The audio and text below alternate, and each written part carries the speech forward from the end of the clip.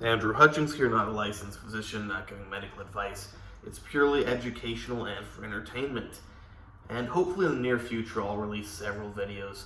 There's certain videos I make that I just never end up releasing because I want to do it better, or I feel like it wasn't straightforward enough, or it was too all over the place. But that aside, let's talk about this video. I just was scrolling through YouTube and I saw this guy, babyface doctor, who I think is an idiot, talking about supplements he takes to live longer. And this guy, multi-jab, has said that he's made mistakes. That's good. Like, great that you admit you've made mistakes with your other supplements. But what a lot of people don't catch on to is that the current dogma, the current thing, whatever it may be, the current accepted belief is almost always wrong. So if your whole way of thinking is not your own, and it's simply whatever the medical community tells you on a given day, you'll be constantly changing all the time. You hear these people go, well, we didn't know, well, we thought. Oh, who thought? You thought? No, you didn't think. You didn't do any thinking of your own. You simply did listening and repeating.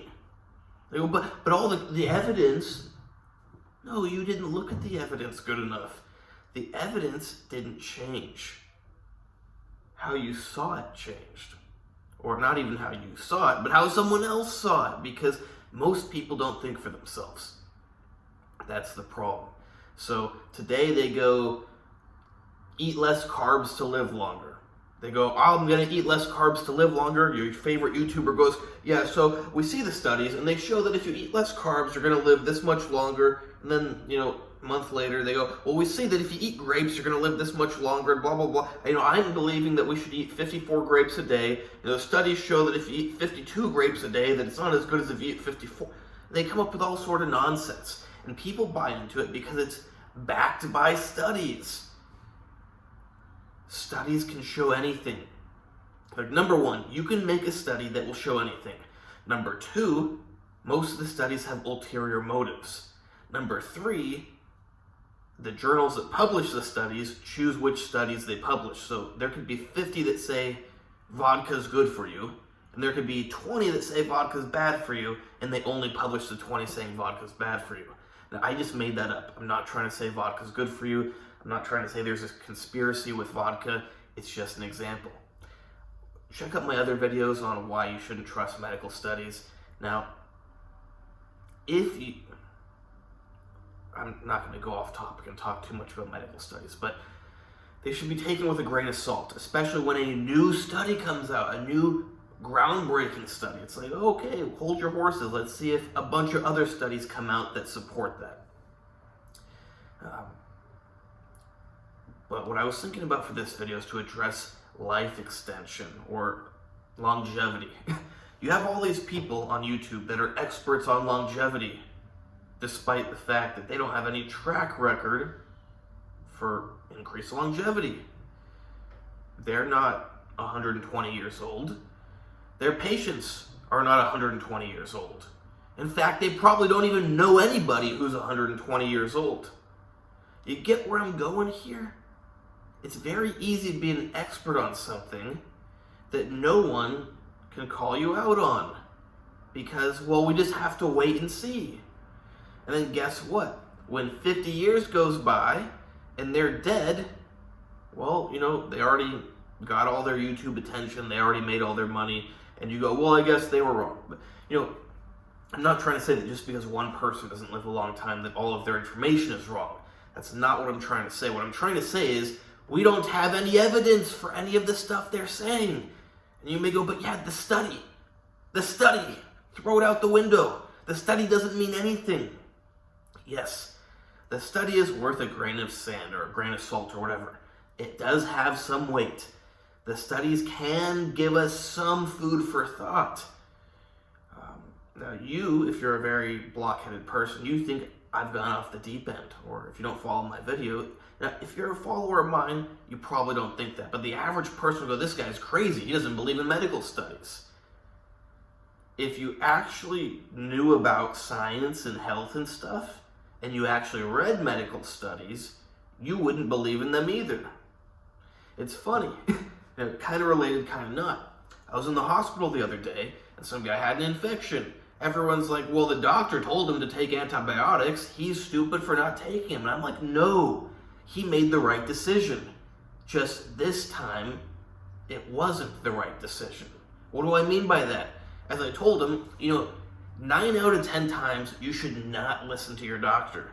You will be healthier if you don't listen to them at all. But there is that one time out of 10 where it would be beneficial to listen to them. He just got unlucky that one time led to an infection bad enough to land him in the hospital. He's probably much better off for never listening to the doctor. It's amazing that people don't realize how many health issues people have who never go to the doctors, who just get better from them. People have this idea that if you didn't go to the doctor and you didn't get it written down on a piece of paper and you didn't get it in some blood work, that it never existed and it was just in your head or something. People break their arms or their hands or their feet or their legs and don't go to the doctor. I'm not joking. I'm not making that up. I'm not delusional. I'm one of those people. I've met other people like that. I can't remember what this... I think maybe it was just a finger. No, it wasn't a finger. I don't know. But bottom line is, like I said, I've broken things and not gone to the doctor. I know other people that have broken things and not gone to the doctor. I've met random people in my day-to-day life who have broken things and not gone to the doctor. But your average soy boy, skinny twig guy, whatever, of course he's going to go to the doctor. I'm not saying you shouldn't go to the doctor if you break your leg. You probably should. I'm just trying to expose you to the idea that there's this whole other world that people don't see. Now, it's getting kind of off topic, I know. But back to the longevity stuff. We don't know what's going to make you live longer. I mean, we kind of know. Being active, I guess it ends right around there. Not being morbidly obese. I'm not even saying it's bad to be obese. I'm just saying don't be a gigantor. Probably, if you're about this big, you're probably not going to live as long as you could. But whether you're like this fat or that fat or that fat, doesn't matter that much. Does eating vegetables matter that much? Does whatever the current health fad matter that much? Probably not. I want you to do something. Think about people you actually know, directly or through a friend or through a family member, and think about who is old. Who made it to their 80s? Who made it to their 90s? Maybe you know someone that made it to the hundreds. Not hundreds but into the early hundreds. And now try to find out as much as you can about their lifestyle and their diet and everything. Because you'll probably be surprised. We kind of joke about like the people that live so long do all the bad things. And you'll get health experts that are like, oh, well, they were just the exception. Are they an exception, or are these things really not that important to the overall outcome? Now, certain things, smoking. I know there was that 127-year-old woman who never quit smoking. Her doctor told her to stop smoking. She outlived her doctor. It happens. Overall, I would say smoking is not good for longevity. But what do I know? What does anybody know? But we do see that it tends to cause issues that will kill you very early in life. Heart disease, lung problems. We don't even need to wait to see if someone makes it to 100, because usually they're gonna, make it to the 60s or 70s. People can have heart attacks in their 40s or 30s from smoking too much. Now, we don't know for sure what they have their heart attacks from. Just because they smoke a lot doesn't mean it's from smoking a lot. But we do have pretty strong reason to believe that smoking a lot is not good for you. Drinking alcohol to the point of liver failure, not good for you. Drinking alcohol in moderation, on paper, it's not good for you. In reality, Like I said, we don't know. And anyone who pretends to be some expert on every supplement you're going to take to live longer is a snake oil salesman, or just trying to get a bunch of YouTube views for money. Yes, we have ideas what might make you live longer, but most of them are changing on a yearly or a monthly basis or a decade basis. The bottom line is they're mostly all wrong. It's like everything in medicine. It's crazy that even medical experts, they believe in all this stuff that's currently believed in the medical world. Yet they learned, like, this was the first theory, this was the next theory, first one was wrong, and next one was wrong too, and then we thought this, and turns out it was wrong also, and then we thought this, and it was also wrong, but now we're right. It's like, what are the chances are that you are wrong again? They're very high. So what should you do if you want to live longer? I know I'm kind of contradicting myself. I said no one knows. We do know some things. We just don't know like every berry or vitamin or whatever that you should take. Exercise. Pretty clear. What do I focus on? Exercise and maintaining body. But what do I focus on? I try to maintain my body. Now, I'm a unique person. I've had a lot of injuries in my life. Sadly, my body is more messed up at age 27 than most people's bodies will ever be in their entire life. So I'm not in a good position, which makes it even more important for me to maintain my musculoskeletal health, or maybe it's usually called skeletal muscular. I don't know what order people usually put the words in, doesn't matter, you get the point. I try to maintain the health of my physical body as much as possible. Because if you're on a downward trajectory, you want that to be as, what would be the proper word for as little of a decline as possible? As shallow of a decline? I'm not sure. If you know the right word for the smallest decline possible, write it in the comments. But assuming you are not going to be going up, now you can go up when you're young, you can build your body up, but assuming you already hit the peak, all you can control is how big that angle is going to be going down. So I try to keep it as shallow as possible. And if I get an injury, I try to repair it as quick as possible and strengthen it as much as possible. What you don't want is certain parts of your body to be good, then they take a nosedive and they don't even get anywhere near recovered. You start here, take a nosedive. You want to try to get pretty much right back up there.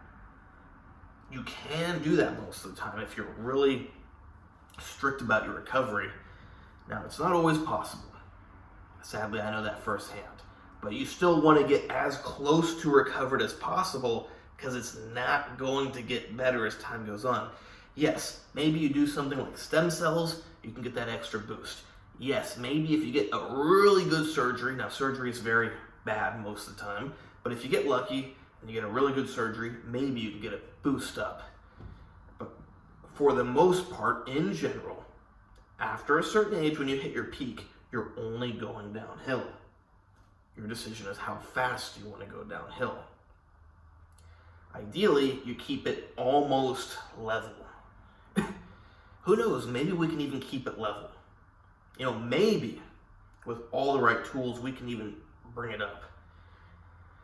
Depending on where you're starting from, that little bit up may be possible. Maybe it's not. So that's what I focus on. I try to maintain my body as much as possible. Because it is going to break down and wear down as we age. So it's a good idea to slow that down as much as possible by eating all the right foods, getting all the necessary nutrients, doing the exercise. It's not about taking the special new vitamin of the month. It's about getting everything your body needs to constantly repair itself. Your body is constantly being damaged, but are you constantly repairing it? And if you're not eating a proper diet, the answer is no. Hope you like this video. Please like, subscribe, and comment. Check out the other videos. Oh, and I want to say another thing. I focus on quality of life rather than longevity because we don't know anything about longevity for the most part. Besides maintaining your health, which I just said, we don't know how to live longer. That's the bottom line. There's a lot of theories, but the bottom line is we don't know. What we do know is how to improve the quality of your life right now. So if you want to focus on something, maybe that's it. And if you need help with that, you can hire me. Not to give you medical advice, but to give you all the medical information you need. And you may go, but I need advice on what to do. I go, no, you do not need advice. You need information. And then you go, yeah, but what if you give me all this information and I don't know what to do with it? I go, no worries. I would do this. If I were you, I would do this. I'm not you, but if I were you, I'm not advising you to do anything, but if I were you, that's what I would do. Time for training, consultations, coaching, advice, plans, whatever. Same thing with diet, same thing with supplements, same thing with special supplements. Talk about something that has been tried and true for 90 years, shown to improve the quality of your life with essentially no negative side effects when done properly. It can even improve your health if done properly. Anabolic steroids, as horrible as they sound, have 90 years of human use with very good results. Now you may be thinking an anabolic steroid, that's a bad thing. Testosterone, anabolic steroid number 1 for men. Estrogen, technically estrogens, there's several estrogens, not just one. Estrogens, you're probably thinking estrogen, that's not an anabolic steroid. Anabolic steroids get you jacked. Now, estrogen is not typically referred to as an anabolic steroid, but it is in fact anabolic and a steroid, making it an anabolic steroid. Your body has tons of different anabolic steroids in it, not just testosterone, not just estrogen. You got a lot. Anabolic steroids are nothing scary. They're nothing unnatural. There are unnatural anabolic steroids with slightly modified properties that can suit some people better and some people worse. That's the beauty of technology. We can create all these different options, because what if you don't respond well to one hormone? Maybe you want to tweak it a little bit. Everyone has different genetics. So it's actually a great thing that we can take the natural anabolic steroids and we can tweak them just a little bit. Who knows? Like, I'm going to oversimplify this, but let's say you get high blood pressure if you take natural testosterone. Well, we modify that molecule, give it back to you, and now you don't get high blood pressure.